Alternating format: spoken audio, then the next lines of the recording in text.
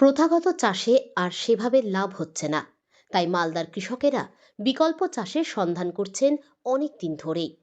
এর আগে বাদাম, আনারস, এমনকি আরবের খেজুরও চাষ করেছেন তারা। এবার ওই তালিকায় নাম উঠালেন পুরাতন মালদার মহিষবাথানী অঞ্চলের গোয়ালপাড়া গ্রামের দীপক রাজবংশী। নিজের বাড়ি লাগোয়া জমিতে কমলা লেবুর চাষ করেছেন তিনি। অবশ্য এখন সেই চাষ নিয়ে তিনি পরীক্ষা নিরীক্ষা চালাচ্ছেন। সফল হলে খুব তাড়াতাড়ি তার উৎপাদিত কমলালেবু মালদার বাজারে বিক্রি হবে। পুরাতন মালদার মাটি কিছুটা শক্ত, পাথুরে। পাহাড়ের মাটির সঙ্গে সামান্য হলেও যেন মিল রয়েছে। এই বিষয়টি বছর কয়েক আগে ভাবিয়ে তুলেছিল দীপক বাবুকে। নিজের বাড়ি লাগোয়া 10 কাঠা জমিতে তিনি কমলা লেবুর পরীক্ষামূলক চাষ করার সিদ্ধান্ত নেন। বছর চারেক আগে নদিয়ার রানাঘাটের একটি নার্সারি থেকে কিনে আনেন 10টি ভুটানি কমলা লেবুর চারা গাছ। জমিতে সেই চারা লাগিয়ে শুরু হয় পরিচর্যা। পরবর্তীতে একটি চারা মারা যায়, তবে তার পরিচর্যায় এখন বাকি 9টি গাছ সুস্থ ও সবলভাবে বেড়ে উঠেছে। গাছগুলির উচ্চতা 7 ফুট ছাড়িয়েছে। এবার প্রায় 1.5 কুইন্টাল কমলালেবু উৎপন্ন হয়েছে, তবে তার আকার খানিকটা ছোট দার্জিলিং কমলালেবুর থেকেও। যদিও তা স্বাদে মিষ্টি, কিন্তু ফলের আকার পছন্দ নয় দীপক বাবুর, তাই তিনি এবার ফল বাজারজাত করার কথা ভাবেননি।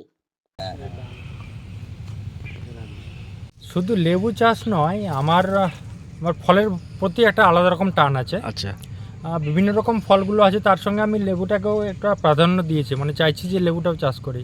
আমরা যেসব লেবুগুলো বাজার থেকে কিনে খাই, জানি না সেটা কতটা কী, মানে বাজার থেকে যা খাচ্ছি সেটা ভালো নাকি বিষ খাচ্ছি তা জানি না।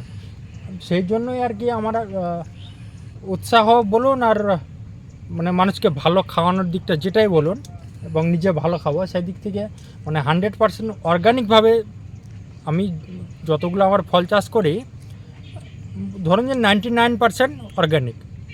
তো সেক্ষেত্রে মানে বিভিন্ন ফলগুলো যেগুলো বাজার থেকে প্রয়োজনীয় ফল, যেমন লেবুর সময় লেবু খাবো আমরা, আমের সময় আম খাবো, এটাই স্বাভাবিক। তো সেই দিক থেকে আর কি যে লেবুটা খারাপ না ভালো। সফল কতটা এটা তো এখনও আমি বলতে মানে এখনও আমি যে কতটা সফল হয়েছি আমি নিজেও জানি না। 10খানা চারা দিয়ে শুরু করেছিলাম, এখন 9খানা গাছ আছে, তার মধ্যে বেশ ভালো হচ্ছে। কিন্তু এর হচ্ছে কি আকারটা, যেটা সাইজটা ছোট, এই জন্য এর একটা পরীক্ষা নিরীক্ষা চলছে যে সাইজটাকে বড় করা যায় কিনা, গবেষণা করছি। যদি এটা সাইজটাকে বাড়ানো যায় তাহলে এটা বাণিজ্যিকভাবে চাষ করা যেতে পারে, মানে চাষ করা যাবে। ফল হবে অবশ্যই। আমাদের এই মালদার মাটিতে লেবু ফলানো তেমন কিছু ব্যাপার নয়, এটা হবে। শুধু এর সাইজটা একটা ব্যাপার আছে, সাইজটাকে দেখে নিতে হবে সাইজটা ঠিকঠাক হচ্ছে কিনা। এই গাছগুলো বসানো প্রায় 4 বছর। আচ্ছা, 4 বছর ধরে 2 বছরের পর থেকে আমি এটা দ্বিতীয়বারের ফলন। গত বছর আমি এই ফলনটা একই গাছে? হ্যাঁ, এগুলো কাছে আসছিল।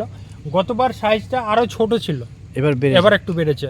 আশা করছি গাছ যদি আমার ম্যাচুর হয় হয়তো ফলের সাইজ বেড়ে যাবে, এটা আশা করছি। দীপক রাজবংশী, গোয়ালপাড়া, মহিষবাথানী অঞ্চল, মালদা। খবরটা শুনে খুব ভালো লাগলো, কারণ আপনাদের থ্রুতেই আমি অ্যাকচুয়ালি খবরটা পেয়েছি। তো সেই চাষি আমাকে হয়তো সেই মতো জানিয়ে উঠতে পারেনি যে এত একটা ভালো প্রচেষ্টা সে করছে। তো আমরা শীঘ্রই চেষ্টা করছি যে ওই চাষির সঙ্গে যোগাযোগ করব, এবং এই চাষটা যেটা উনি করেছেন এবং একটা ভালো ফলনও পাচ্ছে, সুন্দর কমলালেবু, তো সেটা যে এই ময়েশ্চার বা এই ওয়েদারে যে সুন্দর করে উনি ফলন ফলিয়েছেন, সেটা আমরা শীঘ্রই দপ্তরের তরফ থেকে দেখব, এবং যাতে আরও উৎসাহ দেওয়া যায়, এবং এটাকে আমরা কোনোভাবে আমাদের বিভিন্ন সরকারি কোনো প্রজেক্টে যদি ওনাকে হেল্প করা যায় সেটার আমরা চেষ্টা করব, এবং ওনার সঙ্গে আমরা খুব সত্বর যোগাযোগ করছি যাতে উনি এই ম্যাটারটা এগিয়ে আরও ভালো করে করতে পারেন।